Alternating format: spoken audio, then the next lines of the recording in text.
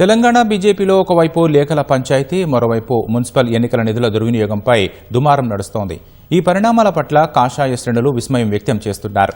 బీజేపీలో జరుగుతున్న పరిణామాలపై రాజ్యాంగ పదవిలో ఉన్న ప్రముఖ వ్యక్తి సైతం మోదీ, అమిత్ షాకు నివేదిక పంపినట్లు సమాచారం. రాష్ట్ర పార్టీ తీరుపై తీవ్ర ఆగ్రహంతో ఉన్న జాతీయ నాయకత్వం 5 రాష్ట్రాల ఎన్నికల ఫలితాల తర్వాత భారీ ప్రక్షాళన చేయనున్నట్లు తెలుస్తోంది. దక్షిణాదిలో పాగా వేయాలని లక్ష్యంగా పెట్టుకున్న కాషాయ పార్టీ తెలంగాణను గేట్వేగా పెట్టుకుంది. తెలంగాణ గడ్డపై కాషాయ జెండా ఎగురవేసి దక్షిణాదిలో పట్టు బిగించాలని భావిస్తోంది.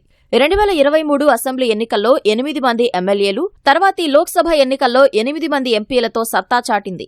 ఇలాంటి తరుణంలో తాజా పరిణామాలు పార్టీకి తీవ్ర నష్టాన్ని చేకూరుస్తున్నాయనే భావన కార్యకర్తల్లో నెలకొంది. నాయకుల మధ్య నివురుగప్పిన నిప్పులా ఉన్న విభేదాలకు తోడు ఆధిపత్య ధోరణితో ఒకరిపై మరొకరు అధిష్టానానికి ఫిర్యాదు చేసుకుని పార్టీ ప్రతిష్టను దిగజార్చుతున్నారనే ఆరోపణలు వెల్లువెత్తుతున్నాయి. బీజేపీ అంటేనే 4 స్తంభాలాట, నలుగురిదే పెత్తనం అనేది ప్రచారంలో ఉంది. ఈ నలుగురే పార్టీలో ఎవరినీ ఎదగనివ్వరని ఏకంగా కాషాయ శ్రేణులే గుసగుసలాడుతున్నాయి. ఆపరేషన్ ఆకర్ష్లో భాగంగా కాంగ్రెస్, బీఆర్ఎస్ నుంచి పలువురు ప్రముఖ నేతలు కాషాయ తీర్థం పుచ్చుకున్నారు. ఇక్కడే సమస్య వచ్చి పడింది. పాత కొత్త మధ్య సఖ్యత కుదరడం లేదు.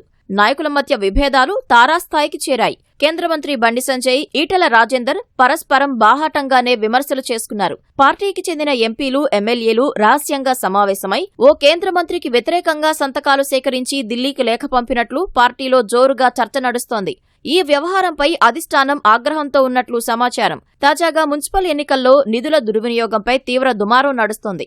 మున్సిపల్ ఎన్నికల కోసం జాతీయ నాయకత్వం పంపిన సొమ్మును పార్టీ సక్రమంగా ఖర్చు చేయలేదని రాష్ట్ర వ్యవహారాల ఇన్ఛార్జ్ అభయ్ పాటిల్ తేల్చినట్లు జోరుగా చర్చ నడుస్తోంది.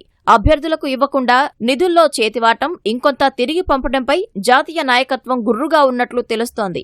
ఎన్నికల నిధుల దుర్వినియోగంపై గోషామహల్ ఎమ్మెల్యే రాజాసింగ్ సైతం పార్టీ రాష్ట్ర నాయకత్వంపై తీవ్ర విమర్శలు సంధించారు. అధిష్టానం పంపిన నిధుల స్వాహా గురించి ఇదివరకే తాను చెప్పానని ఓ ప్రకటనలో గుర్తు చేశారు. ఎన్నికల నిధుల్లో కొందరు నేతల చేతివాటంపై అభయ్ పాటిల్ నిజాన్ని వెలికితీసినందుకు ఆయనకు ధన్యవాదాలు తెలిపారు.